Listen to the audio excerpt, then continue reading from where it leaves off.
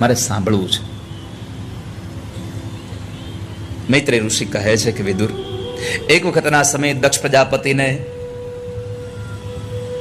પ્રજાનો નાયક બનાવ્યો, પદ મળ્યું, અને પછી સભા ભરીને જ્યારે બધા લોકો બેઠા છે ને એ સભામાં એનો પ્રવેશ થાય છે. બધા લોકો એના સ્વાગત માટે ઉભા થયા, પણ એ સભામાં બેઠેલા એમના જમાઈ ભગવાન શિવ ઉભા ન થયા. ઉભા ન થવાનું કારણ ભગવાન શિવ પોતાની મસ્તીમાં નજર નીચે રાખીને બેઠેલા, એને ખબર નહીં. અને ક્યારેક ક્યારેક આપણે એવું બને છે, આપણી બાજુમાં કંઈક એવું નીકળી જાય તો આપણને ખબર ન રહે, કારણ કે આપણું ધ્યાન અને આપણી નજર બીજે ક્યાંક એકાગ્ર થઈ ગયેલી હોય. ભગવાન શિવને અપમાન કરવાનો કોઈ ભાવ નહોતો, પણ એમ જ એ ઉભા ન થયા. એટલે દક્ષના મનની અંદર એમ થયું કે આ મારું અપમાન કરે છે. આમ પણ જેના પ્રત્યે તમને રાગ દ્વેષ હોય એની બધી જ ક્રિયાઓ તમારા પ્રત્યે વિરોધ જ લાગે. એ કદાચ એ તમારા પ્રત્યે કાંઈ એની એવી ભાવના ન હોય છતાં પણ એનું કામ તમને વિરોધ, કારણ કે તમને જેનો વિરોધ છે એનું બધું કાર્ય તમને તમારા વિરોધમાં દેખાતું હોય. આ દુનિયાની નજર છે.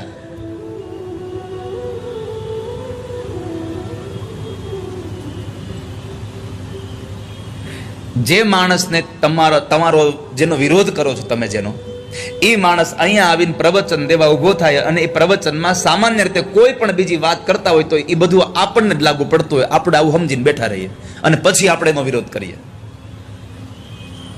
શા માટે? કારણ કે આપણને એનો વિરોધ છે એટલા માટે. તો દક્ષને એ ગમતા નહોતા, એનો માનીતો જમાઈ નહોતો.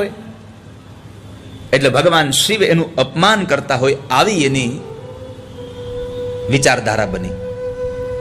અને પછી પોતાને મળેલા પદનો અહંકાર તો હોય જ, કારણ કે સંસારનો નિયમ છે, પદ આવે એટલે હારે મદ આવ્યા વગર ન રહે. રામચરિત માનસ લખે છે,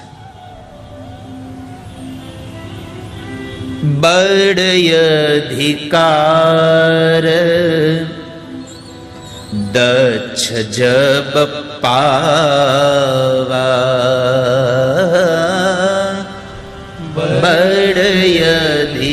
બળયધિકાર દક્ષ જબ પાવા, બળયધિકાર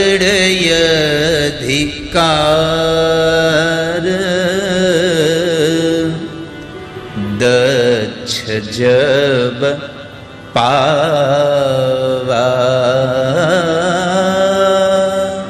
બળયધિકાર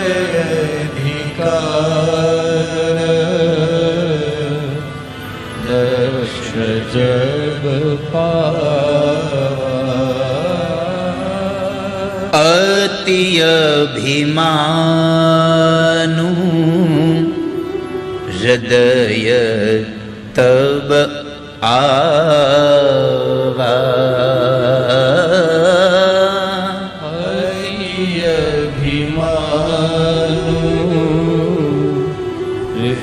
થોડી બડાઈ મળી, થોડું પદ મળ્યું, થોડી પ્રતિષ્ઠા મળી એટલે જરા અહંકાર આવ્યો. અને આ સંસારમાં તુલસીદાસજી કહે છે કે આ સંસારમાં કોઈ એવો જન્મો નથી કે જેને પદ મળે અને મદ ના આવે. આ સંસારમાં કેટલાય પ્રકારના મદ આપણને, કોઈને પોતાના રૂપનો અહંકાર આવે, કોઈને પોતાના સંપત્તિનો અહંકાર આવે, કોઈને પોતાની આવડતનો અહંકાર આવે, કોઈને પોતાના પદ અને પ્રતિષ્ઠાનો અહંકાર આવે, પણ અહંકાર આવ્યા વગર રહે નહીં. પણ મારે એટલું કહેવું છે કે આપણા અધપતનનું જો કોઈ મૂળ કારણ હોય તો આપણું અભિમાન છે. તમારું અભિમાન જ તમને નાશ તરફ લઈ જાય છે.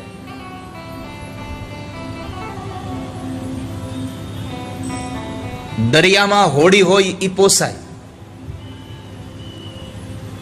દરિયામાં હોડી હોય એ પોસાય, પણ હોડીમાં દરિયો આવે એ ન પાલવે, એ ન પોસાય.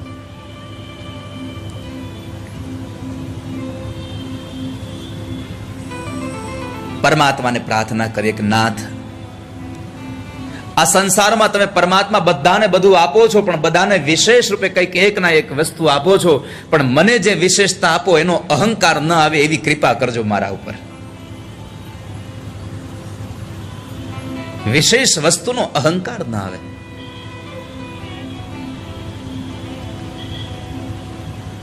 પ્રભુતા પાઈ જાઈ મદ નાહી.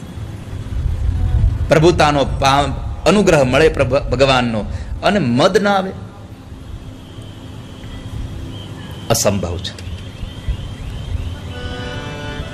એક બહુ મોટો શિલ્પીકાર હતો. પથ્થરમાંથી એટલી સુંદર મૂર્તિઓ બનાવે. બસ ખાલી એમાં પ્રાણ પૂરવાનો બાકી રહે. બાકી જેનું શિલ્પ, જેણે મૂર્તિ બનાવી હોય જેની, એ બંને વ્યક્તિને, આમ મૂર્તિને અને એ માણસને સાથે ઉભા રાખો એટલે એમાંથી કોઈ ઓળખી ન જાય કે આમાં પથ્થરની મૂર્તિ કઈ છે અને આમાંથી સાચો માણસ કયો છે. આવી મૂર્તિ બનાવે.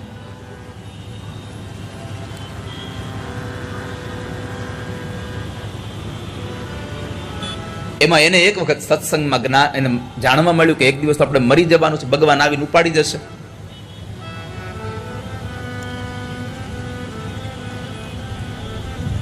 અને એ માણસે એ મૃત્યુથી બચવા માટે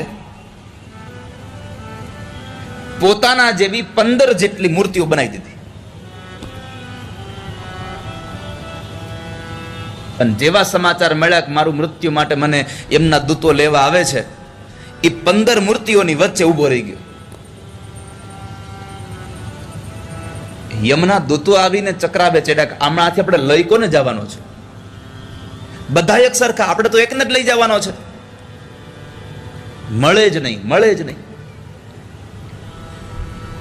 યમના દૂતો નિરાશ થઈને પાછા ગયા. એટલે યમરાજે પૂછ્યું કે કેમ તમે મારું કામ કરીને ના આવ્યા? મેં જેને તમને લેવા મોકલો તેને લઈને ના આવ્યા? પગે લાગીને કીધું મહારાજ, તમે જેને લેવા મોકલ્યો તો એવો એક નથી. આવી ઘટના તમે પહેલી વાર જોઈ. કેમ? તો કહે છે કે જેને તમે લેવા મોકલ્યો તો એવા તો 16 જણા છે. લાવવાનો કોને? એમાંથી મળતો જ નથી. યમરાજ કે એવું બને જ નહીં. તો યમના દૂતો કહે છે મહારાજ તમે અમારી હારે હાલો, તમે જોઈ લો. યમરાજ કે હાલો. યમરાજ સાથે ચાલ્યા છે. આવીને જુએ છે તો ખરેખર આ ઘટના છે. 16 વ્યક્તિઓ એક સાથે ઉભા છે. નખ શીખ ક્યાંય ફેરફાર નહીં હો. આબે હૂબ બધી મૂર્તિઓ. યમરાજ વિચારમાં પડી ગયા કે આમાંથી લઈ જવાનો કોને આપણે?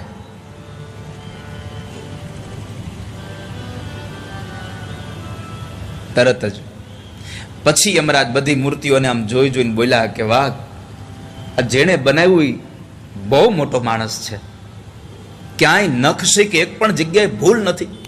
એટલા વખાણ કર્યા, એટલા વખાણ કર્યા. પછી કીધું ઓહો હો, તોય અહીંયા એક ભૂલ રહી ગઈ છે. આ મૂર્તિમાં એક ભૂલ રહી ગઈ છે. આવું એને યમરાજ એમના દૂતોની હારે વાત કરતા હતા. આ ભૂલ રહી ગઈ છે એ ઓલાથી સહન ન થયું. તરત બોલ્યો મારી ભૂલ હોય જ નહીં કોઈ દિવસ ક્યાંય. અને યમરાજે કીધું બસ આ જ ભૂલ હતી, હાલ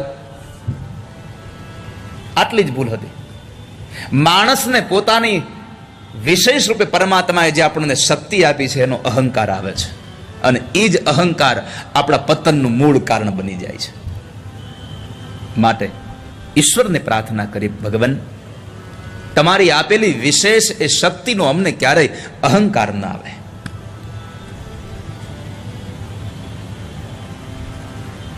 દક્ષને અહંકાર હતો. ભગવાન મહાદેવનું અપમાન કરે, ન બોલવાના શબ્દો ભગવાન માટે બોલે છે. ભગવાન કશું ન બોલ્યા. એની સાથે રહેલા નંદી આદિ ગણોએ એનો વિરોધ કર્યો કે દક્ષ તમે જેમ તેમ ન બોલશો. છતાં પણ પોતાના એ પદના મદમાં એટલો બધો અહંકારી બનીને બોલવા લાગ્યો. જેને સમાજનું જ્ઞાન નથી, કોનો આદર અને સત્કાર કરવો એની ભાન નથી, એને આ સભામાં આમંત્રણ આપ્યું કોણે? કાઢી મૂકો ને અહીંયાથી. એટલા શબ્દો બોલે છે, પણ ભગવાન શિવ કશું ન બોલ્યા.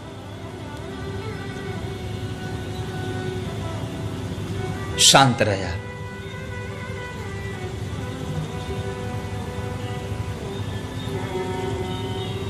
આ ઘટના એ બતાવે છે ક્યારેક ક્યારેક તમારા અપમાનના ઘૂંટડા પીતા આવડે તો સમાજ તમારી પૂજા કરતો થઈ જાય. ભગવાને પોતે આ ભરી સભામાં અપમાન સહન કર્યું, છતાં પણ એનો ઘૂંટડો પી ગયા. તો આજે આખી દુનિયા દેવોનો દેવ મહાદેવ કરીને ભગવાન એની બધા એની પૂજા કરે છે.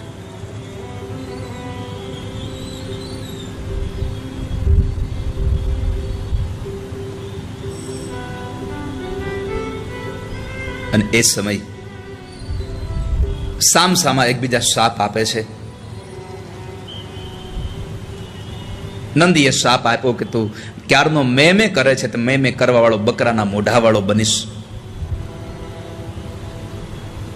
ત્યારબાદ ભગવાન શિવને થયું કે અહીંયા વાતાવરણ થોડું તંગ થયું છે, એટલે બધાને લઈને નીકળી ગયા, કૈલાસમાં ગયા. પણ પોતાના પત્નીને કશું કીધું નહીં કે આવી ઘટના ઘટી છે. ચૂપ રહ્યા, મૌન રહ્યા.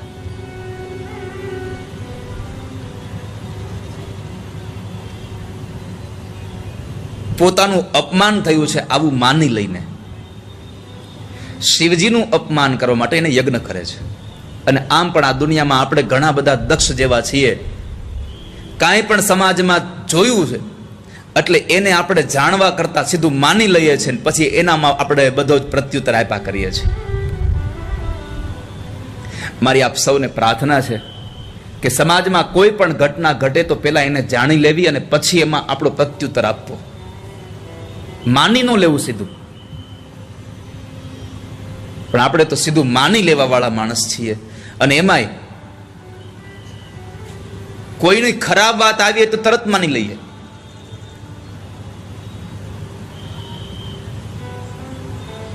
કોઈના વિરોધની વાત આવી તરત માની લઈએ.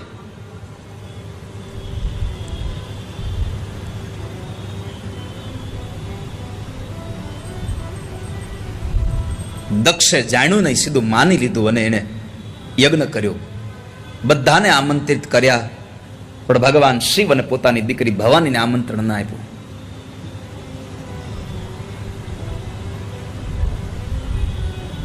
યજ્ઞનો દિવસ આવ્યો. બ્રાહ્મણો યજ્ઞશાળામાં વેદ મંત્રો સાથેની એ આહુતિઓ અપાઈ રહી છે. દેવતાઓ યજ્ઞનો ભાગ લેવા માટે બધા નીકળે છે.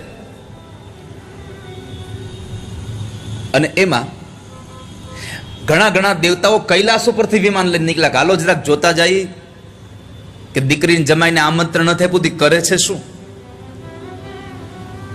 ઘણા આવા છે હજી.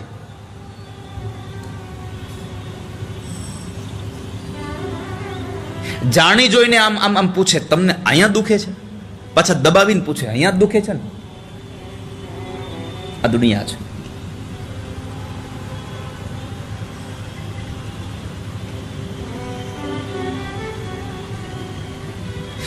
એક ગામમાં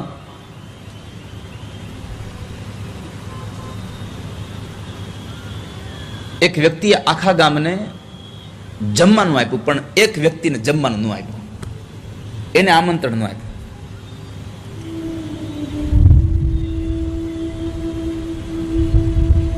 જે વ્યક્તિને આમંત્રણ નહોતું આપ્યું એ વ્યક્તિના ઘરે એક એનો મિત્ર ગયો બીજો, અને એમણે વાત મૂકી, તને ખબર છે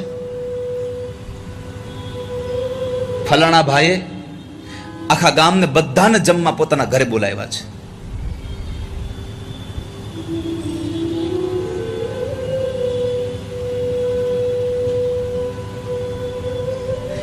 જેને આમંત્રણ નહોતું આપ્યું માણસ એટલું બોલ્યો કે એમાં મારે શું? બધાને બોલાવ્યા છે, એમાં મારે શું? જે કહેવા આવ્યો તો એને ખબર હતી કે આ નથી બોલાવ્યો, એટલે વળી પાછી વાત ઉખેડીને કીધું કે બધાને બોલાવ્યા છે, તમને આમંત્રણ નથી આપ્યું. જેને આમંત્રણ નહોતું આપ્યું એને એટલું જ કીધું કે આખા ગામને બોલાવે એમાં મારે શું, અને મને ન બોલાવે એમાં તારે હું?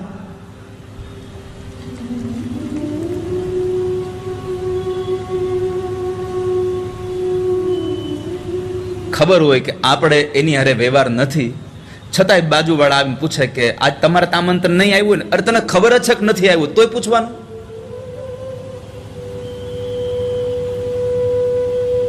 તો ઘણા બધા દેવતાઓ આમ નીકળે છે. માં ભવાની ભગવાનને પૂછ્યું, પ્રભુ આ બધા દેવતાઓ ક્યાં જાય છે? ભગવાને કીધું તમારા પિતાજીના ઘરે યજ્ઞ છે. માં ભવાની ધ્રાસકો લાગ્યો કે મારા બાપની ઘરે યજ્ઞ અને મને આમંત્રણ નહીં, મને ખબર નથી. પછી ભગવાને પોતાની બધી હકીકત બતાવી કે ભવાની તમારા પિતાજીના ઘરે યજ્ઞ છે એનું મૂળ કારણ એ છે મારું અપમાન કરવા માટે. કેમ? તો કહે છે કે મારે તમારા પિતાજીને થોડો અણબનાવ બન્યો છે, પણ એમાં મારી એવી કોઈ ભાવના નહોતી કે હું એનું અપમાન કરું. મને ખ્યાલ નહોતો એટલે હું ઊભો ન થયો, પણ એમને મનમાં એમ લાગ્યું કે મારું અપમાન કરે છે એટલે એને અપમાનનો બદલો લેવા માટે યજ્ઞ કર્યો ને આપણને આમંત્રણ નથી આવ્યું. આ દુનિયામાં બદલાની ભાવના વાળા બહુ જીવે છે.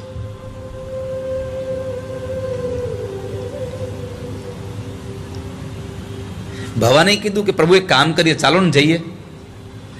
હું મારા પિતાજીને સમજાવી દઈશ અને તમારા બંનેની વચ્ચે જે અણસમજ છે, જે કઈ ઘટના છે એને આપણે નિવારણ કરી દઈએ. ભગવાને કીધું ના ભવાની, આવકાર વગર જવાય નહીં. અને એમાંય ભગવાન મહાદેવ ભાગવતજીમાં બોલ્યા છે કે ભવાની કદાચ કોઈ અજાણ્યા લોકોને ત્યાં તમે આવકાર વગર જાઓ ને તમારું અપમાન થાય ને તો એ સહન થાય, પણ તમારા પરિવારના તમારા જાણીતા લોકોને અપમાન થાય તો એ મૃત્યુ જેવું લાગે, એ સહન ન થાય.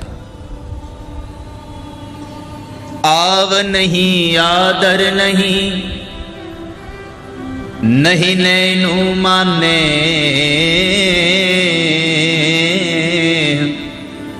वो घर कबहु न जइए, भले कंचन वर्षे में. જે જગ્યાએ આવકાર ન હોય ને જવું ન જોઈએ. એના ઘરે સોનાનો વરસાદ ભલે થતો હોય, પણ તમને આદર અને સન્માન ન મળે તો જવું નહીં કોઈ દિવસ.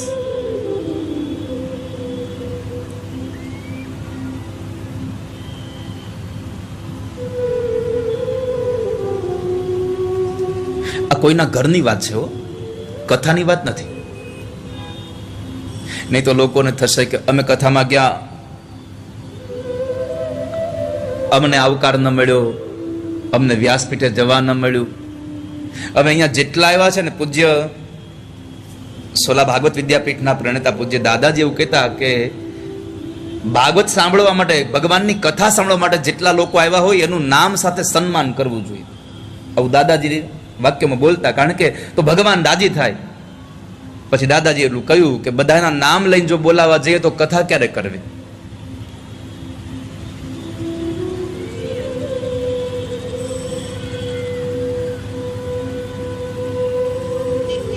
મને એવું સૂજે કે સંબંધીના ઘરે કંઈક કાર્યક્રમ હોય, નથી આમંત્રણ આવે તોય કદાચ ન જવું હોય તો ન જવું ચાલે, પણ ગામમાં તમારા દુશ્મનની ઘરે ભગવાનની કથા હોય તો છેલ્લે જઈને બેસવું, પણ કથા સાંભળી આવી વાલા વૈષ્ણવ.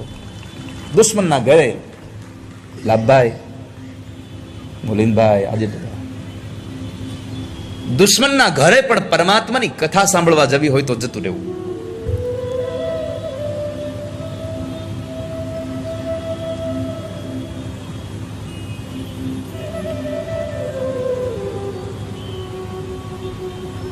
તો ભગવાન ના પાડે છે ભવાની ન જવાય, પણ માનું મન બહુ લાગ્યું હતું બાપના ઘરે, એટલે ભગવાને કહ્યું કે કામ કરો, તમારે જવું હોય તમે જાઓ, હું નહીં આવું. ભવાનીને થયું કે લાવો હું મારા પિતાજીને સમજાવીશ અને આ અણબનાવને હું સમજણ સાથે દૂર કરી દઈશ. ભવાની ગયા, પણ થયું શું? કોઈએ આવકાર ના આપ્યો. પિતા ભવન જબ ગઈ ભવાની,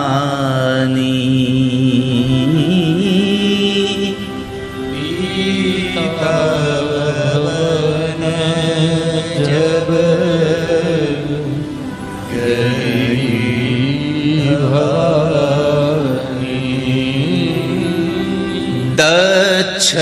દક્ષત્રાસ કાહુ ન સન્માની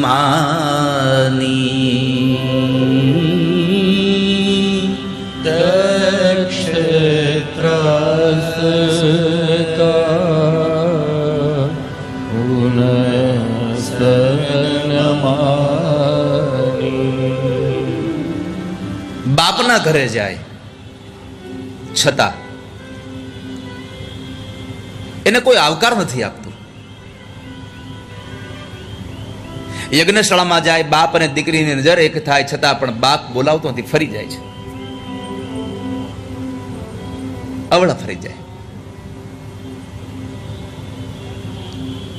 દક્ષના સૈનિકો કોઈ આદર ભાવ ના આપે. માની જણી બેન મળી સામે, એને પણ આવકાર ના આપ્યો. હસે છે, જુઓ તો ખરા, આમંત્રણ વગરની આવી છે.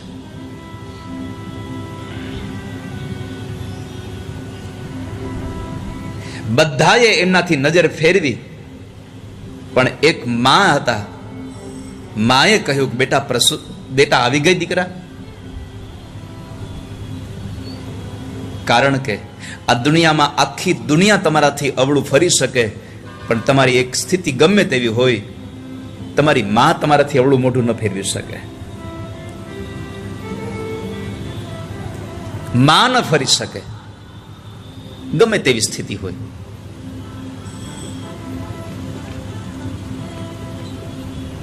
કારણ કે બધી જ સ્થિતિઓમાં માએ આપણને સંભાળ્યા છે.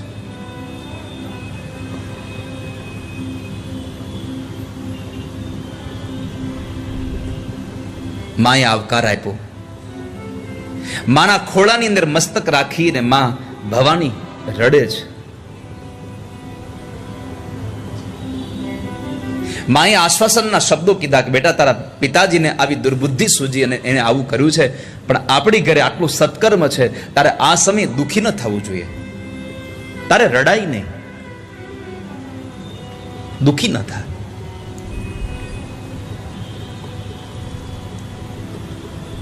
ભવાનીને સાંત્વના આપી.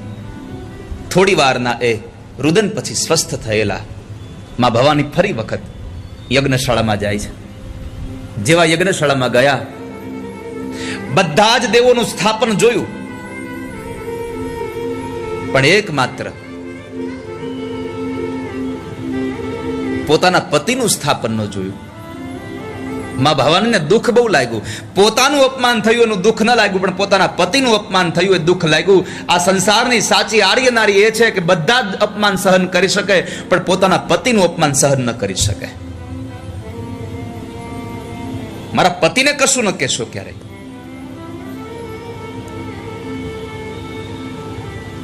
અને માં ભવાનીએ 13 શ્લોકોમાં ભાષણ કર્યું છે. સભાસદોને સંબોધીને કહ્યું કે સાંભળો સભાસદો, જેણે જેણે આ સંસારમાં ભગવાન શિવની નિંદા કરી છે એને શંકરની નિંદાનું ફળ મળજો, અને જેણે જેણે શિવ નિંદા સાંભળી છે એને પણ શિવ નિંદાનું ફળ મળજો. નિંદા કરે એ નહીં પાપ, નિંદા સાંભળે એ નહીં પાપ. ન નિંદા કરવી જોઈએ, ન નિંદા સાંભળવી જોઈએ. પણ ઘણાને જ્યાં સુધી બે જણાની વાતો ન કરે ત્યાં સુધી ખાધેલું ન પચે.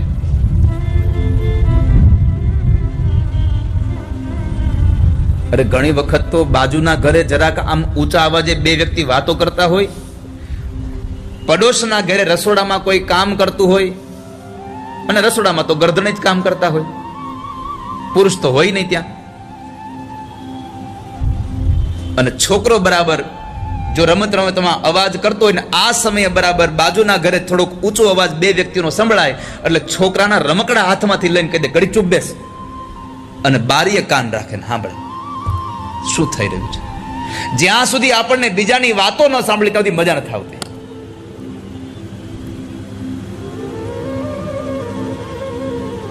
એવા સમયે માં ભવાનીએ આવેશમાં આવી, ક્રોધમાં આવી, 13 શ્લોકોમાં ભાષણ કરીને અને પોતાના જમણા પગના અંગૂઠામાંથી યોગાગ્નિ પ્રગટ કરીને પોતાના દેહને બાળ્યો છે. આ સમાચાર દેવર્ષિ નારદે ભગવાન મહાદેવને આપ્યા. ઋષિ મુનિઓ સળગતા લાકડાઓ લઈને નંદી આદિ ગણોને ત્યાંથી ભગાડ્યા છે. પણ ભગવાન મહાદેવને સમાચાર નારદજી આપ્યા, પ્રભુ ગજબ થયો, તમારું ઘર ભાંગ્યું. ભગવાને તો બહુ સ્વાભાવિક સાથે કહ્યું કે મારું તો ઘર છે જ, એમાં ભાંગવાની ક્યાં વાત છે? હું તો સ્મશાનમાં રહેવા વાળો, સ્મશાનેશ્વા ક્રીડા, મારું તો સ્મશાનમાં રહેવાનું છે. અને પછી નારદજીએ વિસ્તારથી કહ્યું, પ્રભુ ગજબ થયો, પોતાના પિતાજીના ઘરે, તમારા સસરાના ઘરે માં ભવાનીએ અગ્નિમાં બળી અને પોતાના દેહનો ત્યાગ કર્યો છે. જેવો અગ્નિમાં બળીને દેહ માં ભવાનીએ ત્યાગ કર્યો, શબ્દ સાંભળ્યા, ભગવાનનો આંખોનો રંગ બદલી ગયો. પોતાની જટાને ખોલી એમાંથી એક લટ તોડી પથ્થર ઉપર પછાડી અને વીરભદ્રને ઉત્પન્ન કર્યા અને કહ્યું કે જાઓ દક્ષ પ્રજાપતિનો યજ્ઞ વિધ્વંસ કરી નાખો.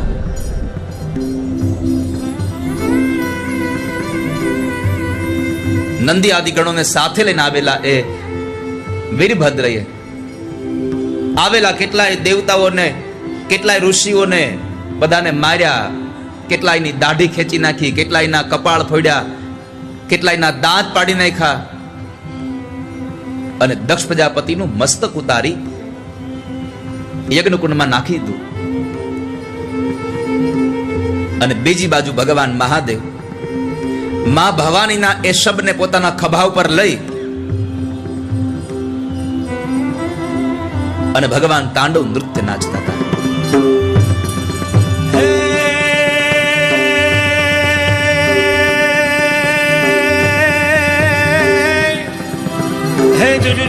तुरीनाद तुही तुही तुही दातनाद शंखनाद शृंगवाद भिरजवाद भैरी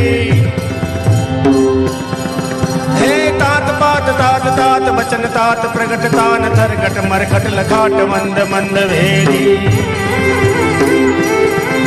हो यवनी गण सुमन जात मरकत हरकत कुशाल मुन जन मानस विशाल अमित मोले आचे बम बम बम डमरुबाज नाद वेद स्वर सुसाज शंकर महाराज तांडव नाचे नाचे शंकर महाराज आज तांडव नाचे हो जटाटवी गलंजल प्रवाह पादि नस्तरे गले बलम जलम पिता मुजंग तुंग मालिका डम डम डम डम निनादव डमर्वयं चकार चंड तांडवं तनोतु न शिव शिवं चकार चंड तांडवं तनोतु न शिव शिव हे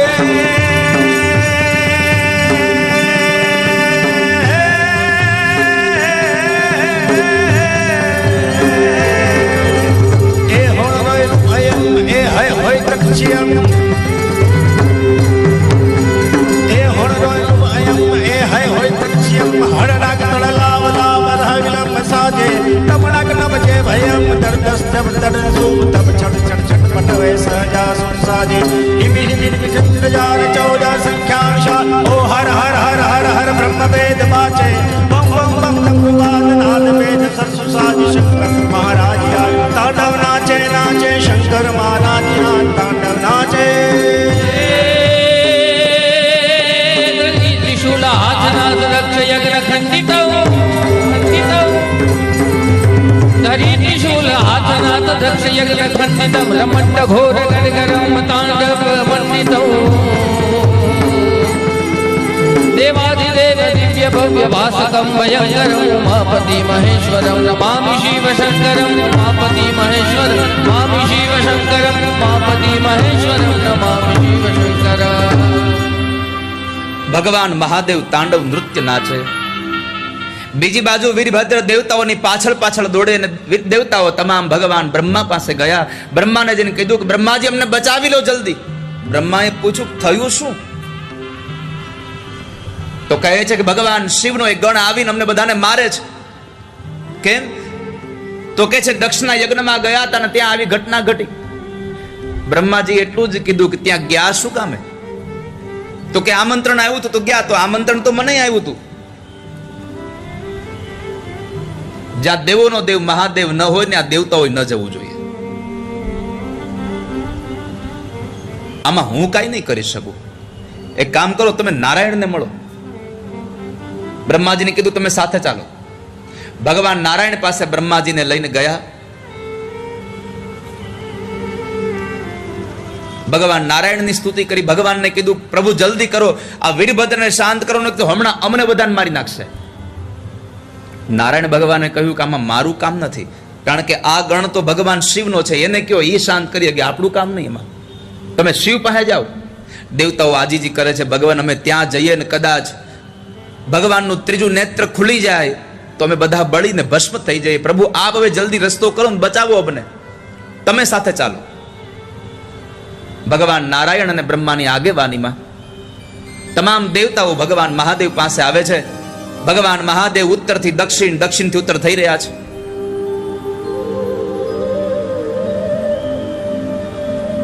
ભગવાન નારાયણ આવ્યા છે, બ્રહ્મા આવ્યા, દેવતાઓ આવ્યા છે.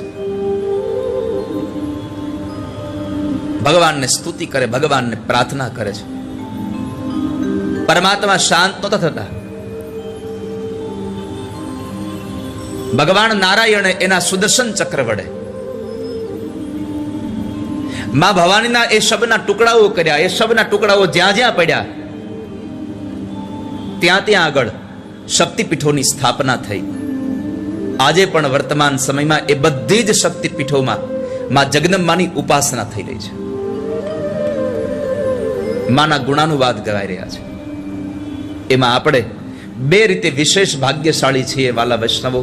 એક, 125 વર્ષ આ સંસારમાં જે ભગવાન પંચમહાભૂતના શરીર સાથે રહ્યા કૃષ્ણ ભગવાન, એમાં 11 વર્ષ ભગવાન ગોકુળ અને વૃંદાવનમાં રોકાયા, 14 વર્ષ ભગવાન મથુરામાં રોકાયા, અને 100 વર્ષ આપણા ગુજરાતની દ્વારિકામાં રોકાયા ઠાકોરજી. પહેલું સૌભાગ્ય આ હતું. અને બીજું સૌભાગ્ય આપણું એ હતું કે જ્યારે માના શરીરના એ અંગો જ્યારે પડતા હતા એમાં માનું હૃદય આપણા ગુજરાતમાં અંબાજીમાં પડ્યું છે. આપણું બીજું સૌભાગ્ય.